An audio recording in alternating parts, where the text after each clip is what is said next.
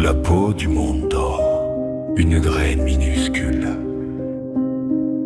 Lumière enfermée dans un point de silence, qui murmure aux étoiles des promesses de racines, et au vent des routes qu'ils n'ont jamais vues.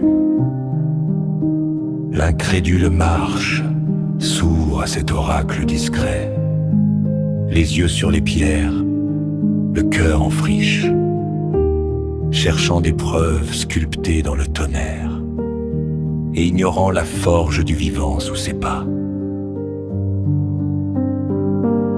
La petite graine rit dans son manteau d'argile, portant un soleil plié comme un secret, et la mémoire d'océans jamais connus, gravée en spirale plus vieille que le temps. Dans son souffle latent sommeille une cathédrale, dont les colonnes seront tiges et sèves, dont les vitraux seront feuilles et rosées, et dont les psaumes résonneront dans les branches. Mais l'incrédule frappe à des portes de pierre, sans voir le portail vivant qui tremble sous la terre. Il veut des éclats, des miracles flamboyants, et néglige l'alchimie lente du germe. La graine pourtant porte le code du tonnerre, le plan des montagnes et la danse des saisons, le feu des comètes dans un éclat de poussière, et la signature du souffle sur sa peau. Elle attend, patiente comme un vieux sage, la caresse de l'eau, la bénédiction du sol, pour déplier son manuscrit d'émeraude en lettres tressées de lumière.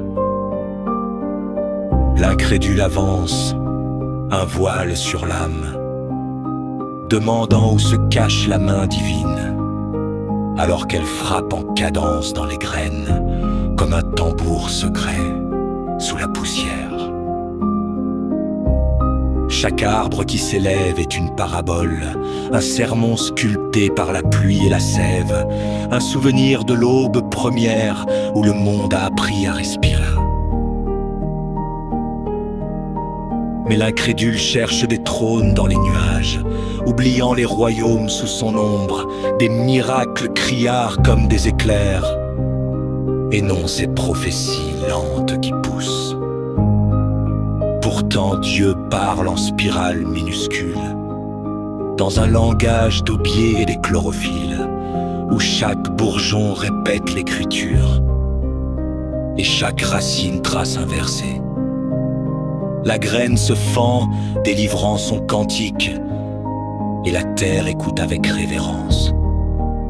Levant vers le ciel un temple verdoyant, une prière de feuilles écartées.